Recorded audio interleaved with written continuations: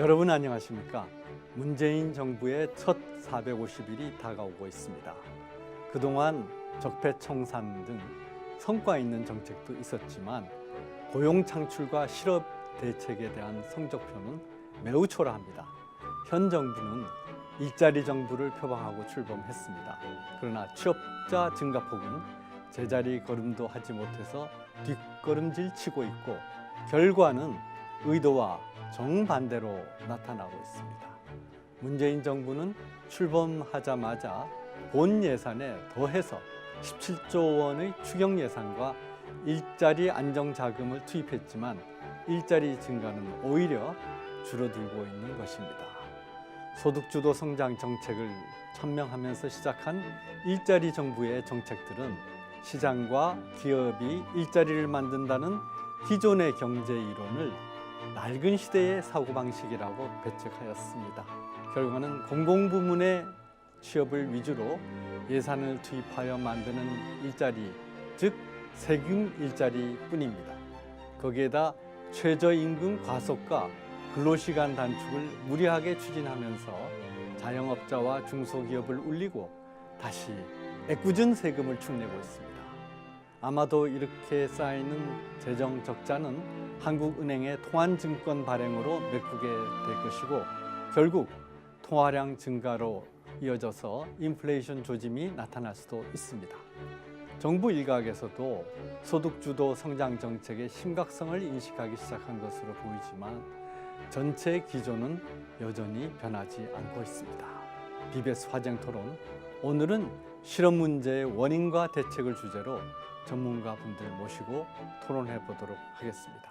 오정근 전 고려대 경제학과 교수님 나오셨습니다. 네, 반갑습니다. 네, 감사합니다. 그리고 김대호 사회디자인연구소 소장님 나오셨습니다. 네, 반갑습니다. 네, 반갑습니다.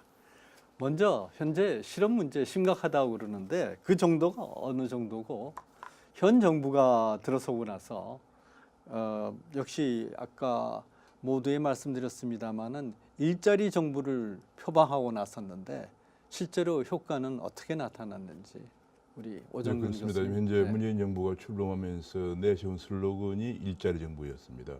그런데 보통 일자리가 지금 이제 소위 말하는 고용 참사라고 표현될 정도의 일자리가 줄어들고 있습니다.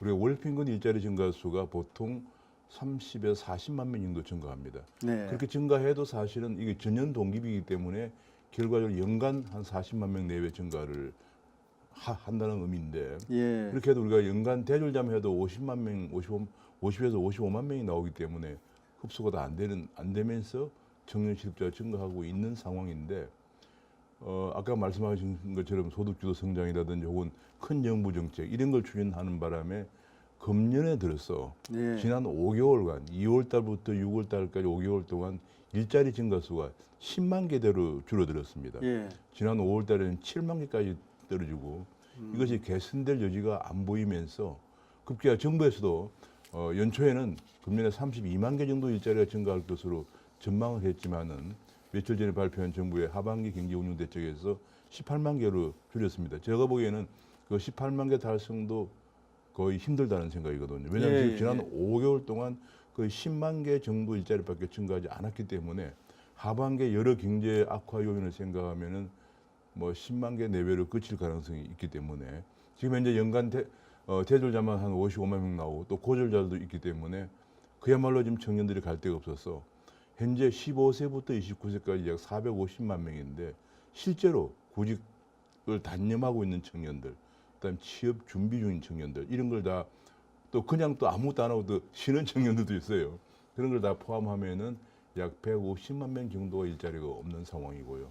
또 퇴직한 장년들 같은 경우에도 이제 그러다 보니까 청년 일자리 만들기 위해서 빨리 좀 퇴직하라고 하는 그런 압력이 여기저기서 정부에서 하고 있는데요. 근데 금융권 같은 경우에는 금융위원장이 직접 금융권에 대해서 빨리 좀 명예퇴직을 시켜라 뭐 이런 얘기까지 정말 말도 안 되는 얘기까지 하고 주문까지 하고 있는데 그래서 거기서 나온 노장년들도 문제예요. 지금 50대 중반 정도 빠를 때는 50대 초반에 나와서 지금 노장년의 실업 문제.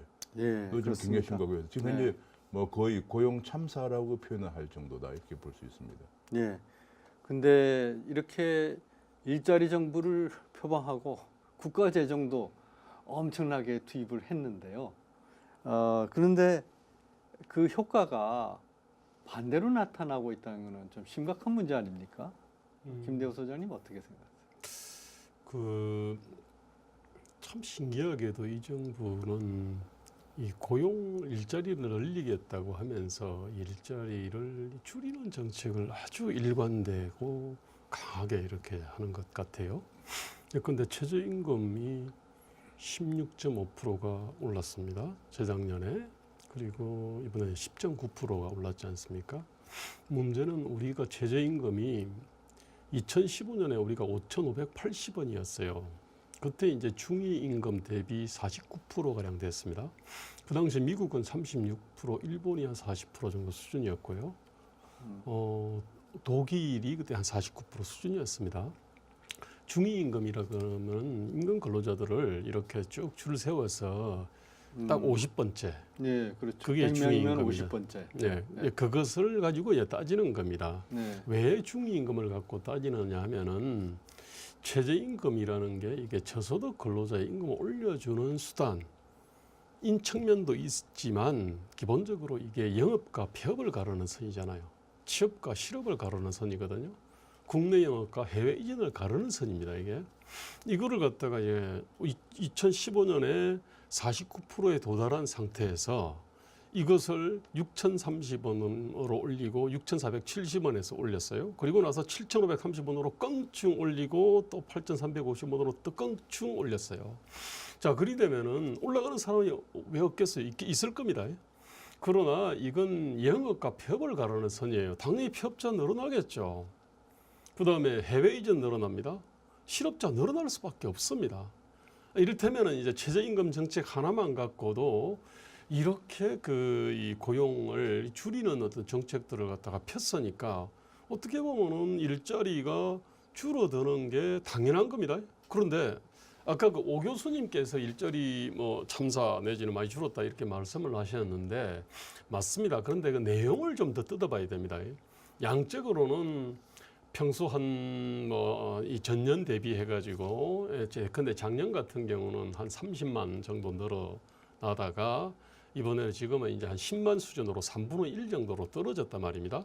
그런데 이 내용을 뜯어보면 이제 여기에 대해서 참 변명도 참 구구하게 했습니다. 이를테면 비가 많이 와서 그렇다라는 등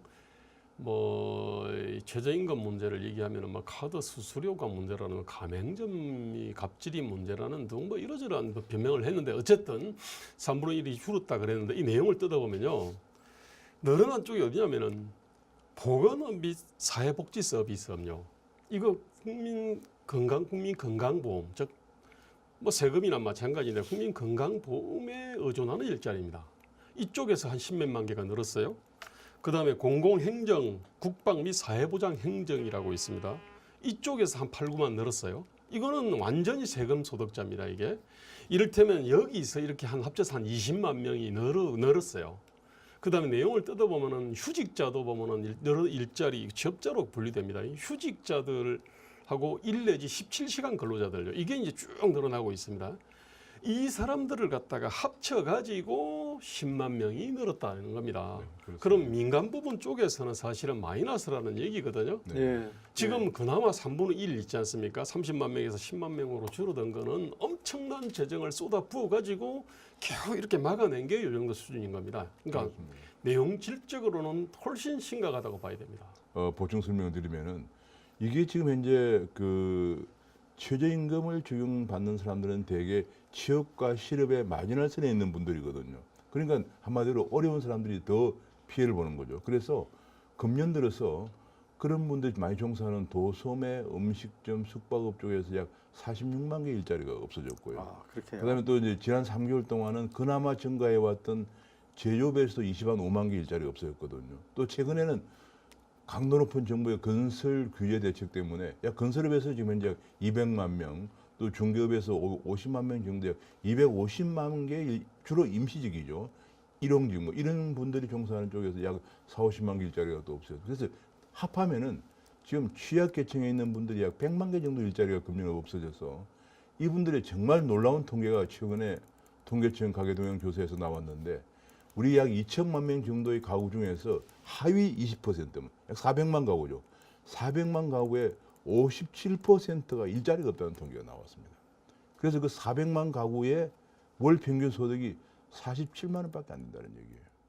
정부에서 이제 보조금 받고 해가지고 한 110만 원 정도가 생활한다는 얘기인데 이게 얼마나 지금 참담한 현상이라는 거.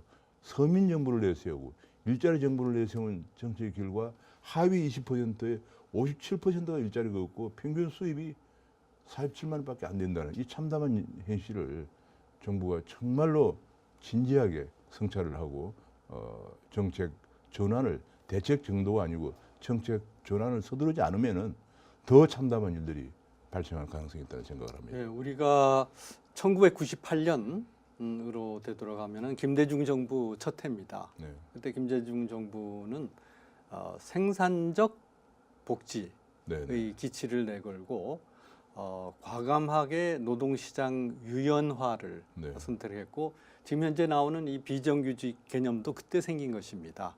왜냐하면 고용해서 일자리를 늘려야 하는데 이 일자리 늘리는 것이 기존의 경직된 노동시장 때문에 안 되니까 네. 비정규직이라는 새로운 개념으로 그때부터 노동시장에서의 완화를 위한 경직성 완화를 위한 작은 물꼬를 튼 셈이 됐습니다. 그때 김대중 대통령이 천명했던 얘기가 고용보다 더 나은 복지는 없다. 그렇습니다. 그래서 일하는 복지 또는 생산적 복지 그 개념을 했는데요. 지금 오정근 교수님이 말씀하신 이 고용 참사를 보면 그냥 복지는 퍼주는 복지고 일하는 복지라는 개념은 없어지기 때문에 결국은 가장 취약한 계층이 가장 크게 타격을 받고 있다. 그렇습니다. 이렇게 결론이 나고 있는데요. 이런 그 어떤 의미에 있어서는 생각하는 이념과 그 결과가 정반대로 나타나는 이런 현상을 우리는 어떻게 해석해야 됩니까? 김대호 소장님. 아까 비정규직 말씀을 하셨는데 사실은 이것도 정말로 잘못된 개념인 게 이를테면 한국에서의 어떤 이 비정규직은 정의는 원래 이제 2002년 7월 달에 뭐 노사정 무슨 뭐 위원회 같은 데서 했어요. 그런데 이건 한마디로 말하면 정규직이 아닌 존재입니다, 이게.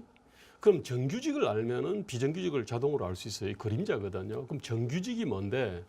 이게 이제 지금으로 치면 법정 근로 시간 주 40시간 이상의 근로를 제공을 할 기회를 갖다 가지고 그다음에 이제 정년을 보장받습니다. 자, 여기까지는 세계 공통이겠죠. 정년 제도가 있는 데는. 근데 문제는 한국 같은 경우는 정리해고 징계해고 외에는 사실은 이렇게 그 구조조정을 내쫓을 수가 없습니다. 임금을 감화할 수도 없고 떨어뜨릴 수도 없고요. 자, 거기다가 이게 특이한 건데 거기다가 연공임금 체계가 사실은 있습니다. 호봉제로 얘기되는 그 생산성과 무관하지 않습니까? 그냥 군성문서에 따라 올라가는 거니까. 그다음에 두터운 기업 복지가 있어요. 이를테면은 뭐 직장 어린이집을 갖다가 뭐 여성 근로자 얼마 이상이면은 뭐 이렇게 의무적으로 만들어라 아니면 수당 줘라 이렇게 되어 있지 않습니까? 그래서 여의도에 가보면은 거기에 보면은 도대체 이거는 어린이집 놀이터가 생길 수가 없는 그런 빌딩 그냥 마당에 그냥 어린이집들이 막 생겨나 있거든요. 이를테면 이런 식으로 법정 주 40시간 이상의 근로, 그다음에 정년 보장. 근데 문제는 여기다가 이제 정리하고 징계하고 외에는 어떻게 내보낼 수가 없는 철밥통이죠. 거기다가 연공임금 체계라는 게 있습니다. 그다음에 두터운 기업 복지가 있습니다. 이거 다 갖고 있는 정규직 없거든요. 이게 엄청나게 비정상입니다. 그런데 이거를 갖다가 정규직이라 부르면 정상처럼 느끼지 않습니까? 그럼 이것이 아닌 존재가 비정규직이에요. 그러면은 정규직은 정상, 비정규직 비정상. 이 언어의 어떤 이 마술에 놀아나는 거거든요. 이를테면은 그러면서 이제 비정규직을 줄이려고 그랬던 겁니다, 이게.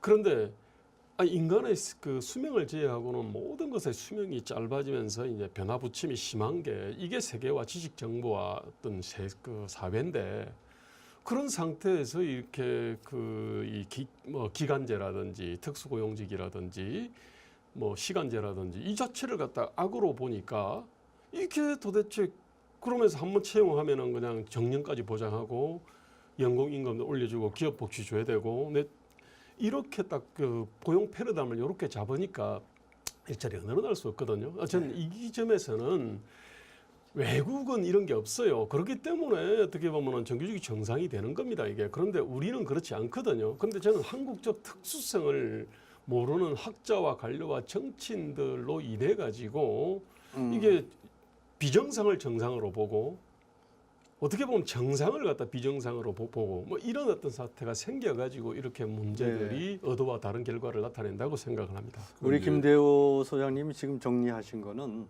한국의 노동시장, 그 중에서도 대기업 정규직 중심으로 편성되어진 노동시장의 엄청난 경직성이 사실은 비정규직을 양산하게 이르렀고, 비정규직과 정규직 사이에 이렇게 크나큰 간격이 존재한다는 것 자체가 여기 또 문제가 있었다 하는 것으로 우리가 이해할 수 있겠습니다.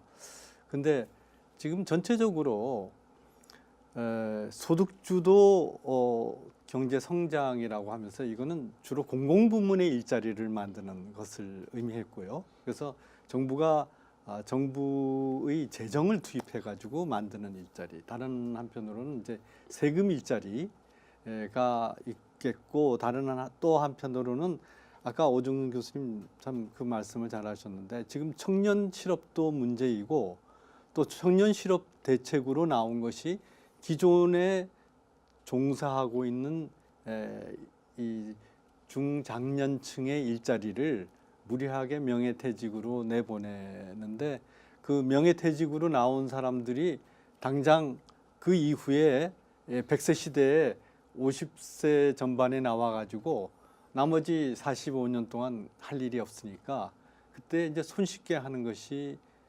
치킨집을 비롯해가지고 그동안 퇴직금 마련한 그 종잣돈으로 자영업하는 것이 아니겠습니까? 근데 지금 이제 이 자영업자에게 또 최저임금과 또 최장 주 52시간 근로제로 아주 직격탄이 날아가서 이제 폐업이 속출하고, 뭐 조선조 시대 같으면은 이 정도면은 뭐 보부상들의 그 난리가 일어나지 않았겠는가, 밀란이 일어나지 않았겠는가, 뭐 이런 생각까지도 드는 네. 정도의 심각한 문제입니다. 지금 자영업이 얼마나 심각하냐면요. 자영업자가 대체로 680만 명 정도 되거든요. 네, 그러니까 이제 무급과절 종사자라고 그래서 아버지 일 도와주는 사람까지 포함하면 거기에 이제 110만 명 포함해서 680만 명인데, 이 중에서 약 400만 명 정도는 종업원도 두지 못할 정도로 영세하다. 지금 말씀하신 대로 이제 퇴직하고 나서 이제 할 게 없으니까 이제 그걸 하는 거예요. 왜냐하면 우리 국민연금이라고 하는 것이 뭐 평균 한 80만 원 안팎이기 때문에 생활이 안 됩니다. 또 지금은 갑자기 이제 세태가 바뀌어서 자녀들이 부모를 뭐 좀 용돈이라도 주는 세상이 그게 아니고, 지금 노장년들은 부모님은 모시면서 자녀로부터는 부양받지 못하고, 그 대개 지금 한 60대 전후분들은 과거에 빈손으로 출발했던 사람들이에요. 예, 다 시골에서 올라와서 빈손으로 출발해서 겨우 집 한 채 갖거나 잘하면은 뭐 어디 임대상가 하나 갖고 있거나 뭐 이런 정도거든요. 근데 최근에 어떤 일이 생겼냐면, 거기에 이제 최저임금이 올라가는 바람에 그 400만 명의 영세 자영업자가 부도가 나는데, 며칠 전 통계를 보면은 하루에 3,500개씩 문을 닫는다고 그래요. 이 하루에 3,500명의 자영업자가 문을 닫고 있단 말이에요. 이거 얼마나 심각한 상황입니까? 게다가 그럼 그분들이 살아갈 방법이 없는 거예요. 지금 아까 100세 시대 그러는데 55세 퇴직하면 45년이 남았어요. 지금 그래서 이제 그분들이 이제 그럼 그걸 못 하고 어디 뭐 상가나 아니면 어디 오피스텔이라도 좀 하나 얻어 가지고 집을 좀 줄여서 임대소득이라도 한 50만 원 받아 가지고 뭐 국민연금 한 80만 원 나오니까 한 100몇십만 원 마련해 살아볼까 하는데, 또 그것도 세금을 또 매긴다고 그래요. 또 가지고 있는 집은 또 세금을 갑자기 많이 올린다고 그래요. 그럼 한마디로 그냥 지금 노장년들 그냥 거리에 나앉으라는 얘기예요. 제가 보기에는 굉장히 심각한 문제인데, 이거 아까 그 말씀 중 하나가 그 비정규직을 독일에서는 스몰 잡이라고 그래요. 그게 언제 나왔냐면 슈레더 시대에, 슈레더가 1990년도에 독일이 통일된 이후에 동독하고 통합되면서 일자리가 너무 많이 이제 부족해서 나온 것 중에 하나가 스몰 잡, 그 고용 촉진법을 통과시켰는데, 그게 뭐냐면은 아까 말씀하신 것처럼 정부 재정을 다 가지고는 복지 자체가 안 되고 지탱이 안 되기 때문에 일단은 우리처럼 비정규직 뭐 몇 시간 단시간 근로라도 하게 해서 복지 좀 더 줄이는 이런 방향으로 가자 하는 것이 고용촉진법이었는데 그렇게 해서 슈레드가 노동계획을 그렇게 이제 단시간 근로를 허용하려니까 노동 유연성을 높여야 되거든요. 그것이 슈레드가 한 노동계획이에요. 그래서 90년대를 넘어왔는데 우리는 아까 1997년 위기 이후에 오히려 그걸 도입했었는데 최근 들어서 97년 위기 이후보다 경제 사정이 더 좋은 것도 아닙니다. 그런데 오히려 그건 다 없애고 전부 정규직 한다고 대통령 취임하자마자 인천공항공사가 전부 다 정규직 한다고 그러고 공공부문에서 81만 개 일자리를 만들어내겠다. 근데 더 어이가 없는 것 중 하나는 그 81만 개 내용 중에서 17만 개는 공무원 늘리고 63만 개는 공공기관 일자리를 늘리겠다 했는데 현재 공공기관 일자리 전체가 약 34만 개거든요. 그러면 공공기관 일자리가 2배가 늘어나야 되는 거예요. 그거는 뭐냐면 모든 정부가 경제 효율성을 위해서 공공기관을 민영화해야 되는데 지금 민영화되어 있는 것도 공영화를 한다는 얘기예요. 그렇게 해서 일자리를 늘리겠다. 그러니까 그러면 아까 좀 말씀하신 것처럼 결국은 세금을 쓰는 일자리를 늘리고 세금을 내는 기업 일자리를 줄인다고 하니 재정이 건전할 수가 없죠. 네. 제가 그 잠깐 좀 아마 듣는 이 시청자들 중에서 좀 착각할 수가 좀 있는 게요. 아까 자영업 680만이라고 그랬습니다. 여기 무급 가족 종사자들이 포함되어 있습니다. 무급 공사자가 되려면 잠깐 도와주는 사람이 아니고요. 주 18시간 이상을 도와주는 사람입니다. 그 밑에 17시간 이하는 포함도 안 됩니다. 어쨌든 그렇게 있는데 이게 어떻게 구성이 되어 있냐면은 여기에 이제 의사, 변호사 이런 분들은 사실은 개인 사업체를 갖다가 냈거든요. 이게. 그런데 거기에 직원들이 뭐 1명이든 2명이든 3명이든 있습니다. 이런 식으로 이제 이렇게 자영업주라고 부르는 이분들이 한 150만 명 정도가 있습니다. 여기에 이제 이런 근로자들이 딸려 있습니다, 사실은. 이분들 한 150만인데 이분들은 자체는 안 줄었어요. 10년 전에도 150만, 지금도 150만 수준입니다. 근데 이거를 가지고 무슨 봐라 뭐 폐업이 속출하다 그랬는데 뭐 폐업 그냥 그대로다 이거지. 오히려 소폭 늘어났다. 그러면서 이제 뭐 최저임금으로 인해 가지고 너무 뭐 이렇게 과장하지 마라 이런 얘기를 갖다 합니다, 사실은. 그런데 이제 내용을 보면은요, 자영업주 자체 있지 않습니까? 그러니까 2~3명이라도 의사, 변호사 등 2~3명이라도 거느린 사람들 숫자는 150만 그대로입니다. 단 거기서 일하는 사람들이 3명이 2명으로 2명이 1명으로 그다음에 40시간 일하다가 20시간 일하고 이런 일이 벌어지는 겁니다. 이게 또 하나 그러면 이제 아무런 고용원이 없는 자영업자들이 있지 않습니까? 이제 이분들이 이제 뭐 한 400만 이렇게 있는 겁니다. 이게 여기에 이제 무급가족 종사자 포함되어 있는데 이분들은 최저임금하고 무관합니다. 사실은 그죠? 밑에 뭐 자기는 뭐 이 시급이 뭐 1,000원이 될 수 있는 겁니다. 지가 일하는 것이기 때문에 문제는 왜 그러면은 이런 분들의 어떤 폐업이 속출하냐면은 장사가 안 되는 겁니다. 이게 지금. 원래 소득주도 성장이라고 하는 거는 장사 잘 되게 만들어 주려고 그랬던 겁니다. 사실은 이렇게 소비가 내수 소비가 활성화되도록 해가지고 그런데 이게 지금 이 최저임금이라고 하는 거는 기본적으로 한계 노동과 자본, 즉 한계 기업에 있는 노동과 자본을 갖다가 구조조정을 갖다가 한 거 아닙니까, 그죠? 그렇게 해서 약간 올려주고 많은 사람은 내쫓은 겁니다. 이게 아니면 해외로 내보내든지. 그러다 보니까 이제 그 실제로 어떤 한계 소비 성향이 높은 사람들이 노동 시간이 제로가 돼버린 겁니다. 실업자가 돼버렸다는 얘기입니다. 그러니까 쓸 돈이 없는 거예요, 이게. 자, 그다음에 공공부문 일자리는 말 그대로 세금을 이렇게 쭉 걷어가지고 그냥 상당히 어떻게 우리 뭐 최고 선망의 직장이 공공부문이지 않습니까, 그죠? 그 상위 10%, 20%, 30%, 40% 안에 들 겁니다. 그 사람들한테 소득을 몰아준 겁니다, 이게. 자, 그러다 보니까 한국은 해외여행이 3천만 명씩 가요. 일본이 우리보다 인구가 그 2.3배 정도 됩니다. 근데 일본 전체의 해외여행객보다 우리가 훨씬 더 많습니다. 그러니까 이를테면은 상층의 소득을 몰아주니까 여기서는 해외 소비를 하는 거고요. 하층에는 아예 소비할 돈 자체를 갖다가 밥그릇을 밥그릇을 깨버리니까. 네, 그러다 보니까 그렇습니다. 이제 이렇게 자영업이 장사가 안 되니까 이런 일이 벌어지는 겁니다. 그래서 이게. 지금 예. 현재 나타나고 있는 게 오히려 소득 양극화, 네, 분배가 더 악화됐습니다. 그리고 또 재산의 양극화 이런 얘기도 요새 나오고 있습니다. 최근에 그 분배 구조를 보면은요, 그 분배 구조를 보는 것 중에 두 가지가 있는데 하나는 이제 그 하위 20%의 소득과 상위 20% 소득을 비교하는 건데요. 그걸 이제 하위 20% 소득분의 상위 20% 하면 이제 몇 배냐 이거 보거든요. 그것이 이제 클수록 분배 구조가 악화된 건데 97년 위기 이후에 98년도에 그것이 약 한 5.9 정도 됐거든요. 네. 그러다 거의 한 뭐 5 정도로 줄어들었다가 최근에 다시 그보다 5.9보다 높아졌어요. 그러니까 지금 상황이 98년 위기 때보다 더 악화됐다는 얘기고요. 네. 지금 또 하나가 뭐 하여튼 그런 정도로 좀 왜냐하면 아까 우리가 쭉 얘기했지만 자영업자들 일자리가 없어지죠. 그다음에 마지노선에 있는 도소매, 음식점, 숙박업, 건설업에 종사하던 임시직, 일용직 하는 분들이 일자리가 없어지고 하니까 결국 그분들의 소득이 없어지면서 아까 약 400만 가구의 57%가 일자리가 없다, 수입이 없다. 그러니까 뭐 분배구조 악화될 수밖에 없는 거죠. 네. 그런데 공공부문의 일자리를 하나를 늘리면 민간 부문의 일자리 1.4개가 줄어든다. 너무 당연한 겁니다. 네, 그게 지금 얼마 전에 국책연구기관의 조사에서도 아니 그건 나왔는데. 경제학의 기본입니다. 왜냐하면은 경제학에서 구축 효과라고 그래가지고요.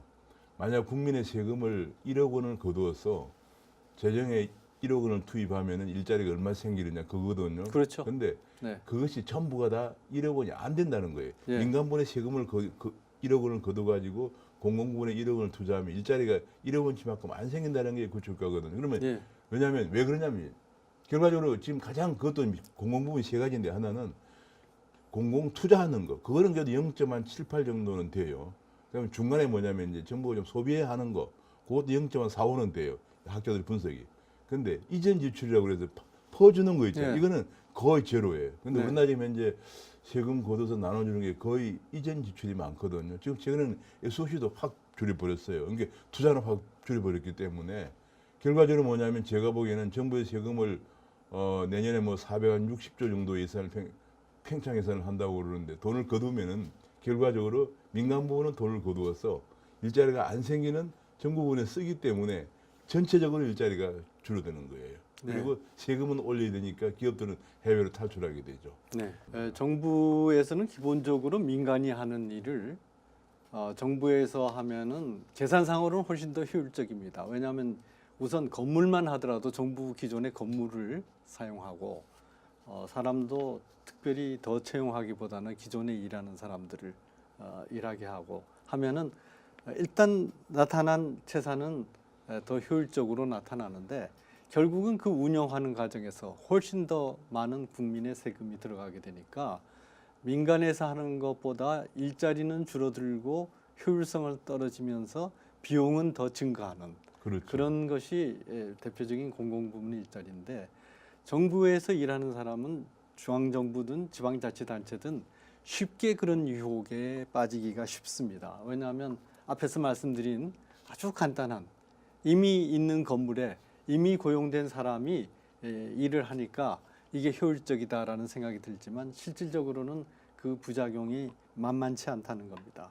그리고 또 하나 지금 이 실업 대책에 있어서 참 중요하게 짚어봐야 될 일이 결국은 아래 벽돌 빼서 위에 벽돌 채워 넣는 것이 아닌가 하는 것이 청년 부문의 일자리를 늘리기 위해서 아까 말씀드린 것 같이 중장년층의 조기 퇴직을 유도하는 것입니다.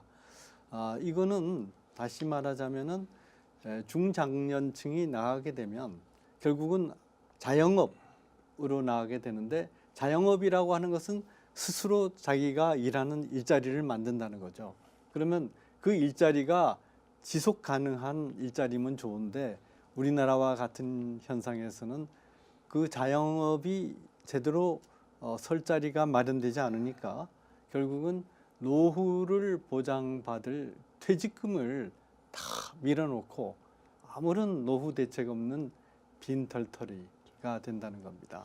그래서 지금 우리나라가 OECD 국가 중에서 자살률이 매우 높은데 청년 자살률과 더불어 이 노년 자살률이 요새 급격히 그렇습니다. 높아지는 이유도 이 막막한 생활 대책이 큰 원인을 차지하고 예, 2013년에 그때 이제 그 정년 연장법을 만들었습니다. 네, 그래서 이제 그 정년 57세, 58세 정년인 사람들을 갖다가 이렇게 60세로 이렇게 연장을 갖다가 한 거예요, 이게. 그러려면은 아니, 당연히 왜 나가야 될 사람들이 안 나가니까 청년들이 그만큼 못 들어올 수밖에 없지 않습니까? 이게 자 이런 구조를 만들어 놓고 청년 일자리 문제를 해결해야 된다고 난리를 뜬 겁니다, 이게. 또 하나 정년을 강제로 연장하면은 원래 임금 가파른 임금 피크제를 하는 거로 돼 있었습니다. 55세부터 이제 임금을 갖다가 이제 뭐 90%, 80%, 70% 이래야만 이거 말은 좀 되잖아요. 이게 어떻게 보면 세대 간 연대일 수도 있거든요, 이게. 그런데 정년은 연장해놓고 임금 피크제는 노사 자율로 해라 이렇게 돼버린 겁니다. 자 그러면 누가 합니까? 이미 노동조합 입장에서는 정년은 쟁취를 했고 임금 피크제라고 하는 거는 일단 고통스러운 거예요. 청년은 노동조합은 아니잖아요. 저 사업장 바깥에 있는 사람들은. 자 그렇게 해가지고 이렇게 이제 이 청년 일자리 문제들이 더 악화된 겁니다. 네. 자, 그러면 제가 이 문제를 놓고 볼 때 청년 일자리는 지금 악화되지 않습니까? 근데 지금 일자리 만들겠다고 하는 여러 정책들은 국가 재정을 투입해서 만드는 정책이거든요. 이 정책은 우선 당장은 아마 한국은행의 통한증권 발행으로 메꿀 겁니다. 재정 적자를. 그러면은 결국은 통화량이 증가하고 이것이 물가 상승으로 이어질 텐데 벌써 최저임금 인상으로 인해서 아시는 분들은 아시겠지만 이 외식 업체에 7,000원 하던 음식이 8,000원으로 오른 것을 많이 보실 겁니다. 그러면 이렇게 실질적으로 청년들의 소비에도 문제가 생기고 일자리에도 문제가 생기는데 거기에다가 나중에 이 청년이라는 미래 세대가 재정 적자로 인해서 생긴 그 국가 부채를 떠안게 됩니다. 그러면은 지금 현재 청년 세대는 2중, 3중, 4중의 부담을 안게 되는데 이 문제를 나중에 10년, 20년 후에 어떻게 해결할 수 제가 있습니까? 보기에는 이제 한 10년에서 20년 사이에 우리나라에 닥칠 문제를 네, 예견해 보면은 재정 측면에서 지금 이제 정부의 국가 부채 비율, GDP 대 국가 부채 비율이 뭐 한 50%가 안 된다, 뭐 40%안 된다 해서 다른 나라에 비해서 안정적이다라고 얘기하는 것은 정말로 국민을 호도하는 겁니다. 예, 그렇죠. 왜냐하면 다른 나라에서는 그 국가 부채라는 개념에 우리는 그래서 국가 채무란 단어를 써요. 다른 나라에서는 국가 부채라고 그러죠. 국가 부채에 다른 나라에서는 우리나라에서는 직접 정부가 지급해야 될 의무가 있는 그것만 국채 발행 그런 건 포함하는데 다른 나라에서는 군인이나 공무원들의 퇴직연금 충당금 이게 한국에서 금액도 한 700조 정도 되죠. 게다가 공공기관의 부채 중에서 정부의 기능을 하느라고 생기는 부채 예를 들면 토지주택공사가 주택단지를 개발한다든지 뭐 이런 것들은 지금 예를 들면 토지주택공사만 하더라도 부채가 한 130조 정도가 넘습니다. 그럼 그중에서 상당 부분은 정부가 해야 할 일을 하느라고 생긴 거거든요. 그런 부분은 다른 데에서는 분석을 해서 국가 부채를 관리합니다. 이거는 뭐 IMF의 국가 재정 매뉴얼에 나와 있습니다.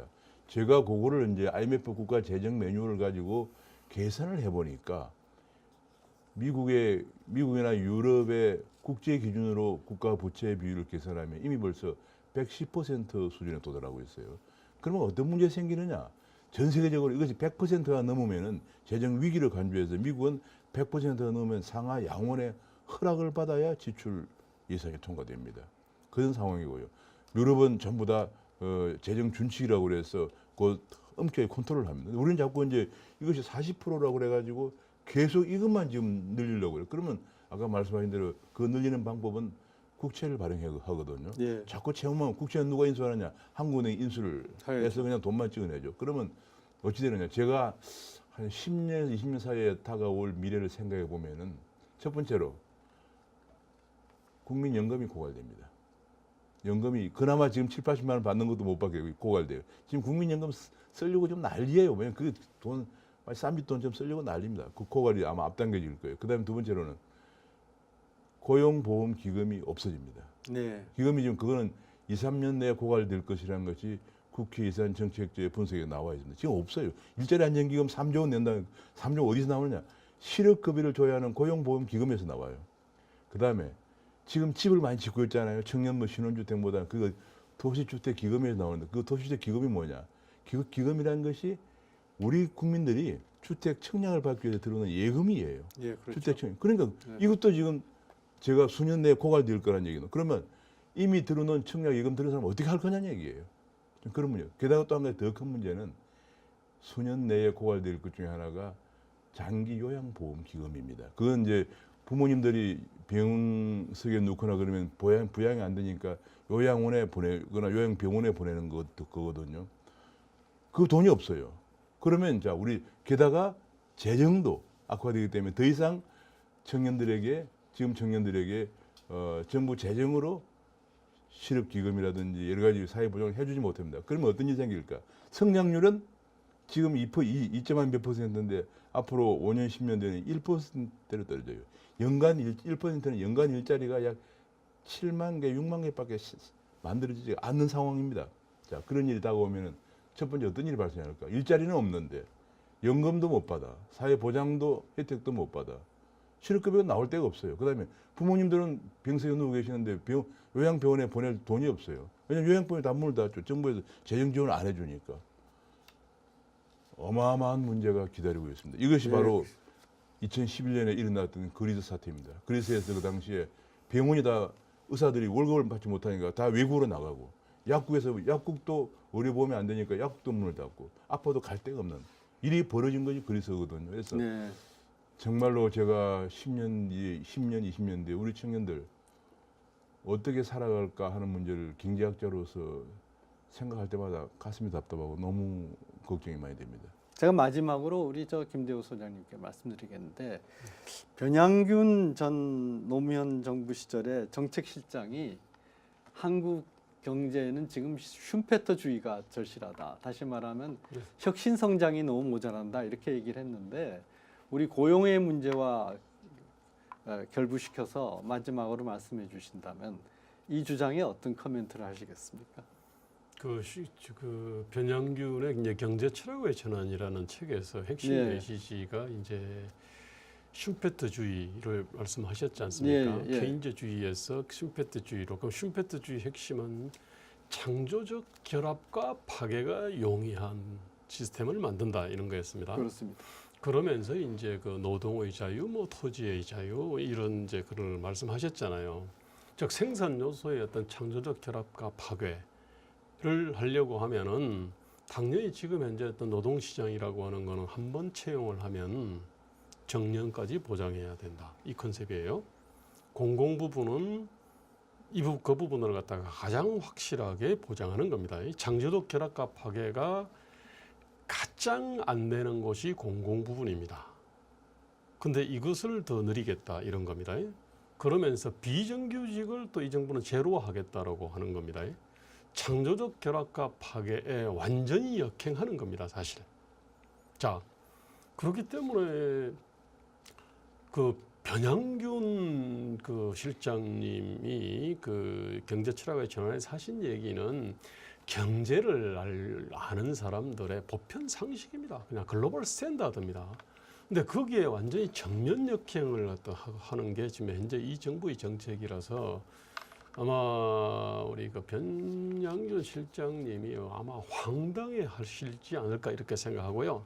그거는 우리 어떤 보편 지성 내지 이성들이 다 지금 그냥 망연자실을 한 상태가 아닐까 저는 이렇게 생각을 합니다. 네, 그러면은 우리 오정근 교수님께 마지막 정리 말씀 부탁드리겠습니다. 우리나라 젊은 사람들이 350만 원, 400만 원을 받으면서 어떻게 일을 해야 무엇을 만들어내야 중국의 인류대학을 나온 사람들보다 더 나은 상품을 만들어서 글로벌 시장에 팔 수 있느냐. 이 점이 일자리가 창출 안 되고 있는 가장 큰 원인입니다. 그럼 우리가 이제 소득은 자꾸 올라갑니다. 1인당 소득이 올라가면 예컨대 지금 현재 1인당 소득이 3만 불대에 정확하게 350만 원 받습니다. 그럼 1인당 소득이 5만 불, 6만 불이라는 것은 월급을 600만 원, 700만 원 받는다는 얘기죠.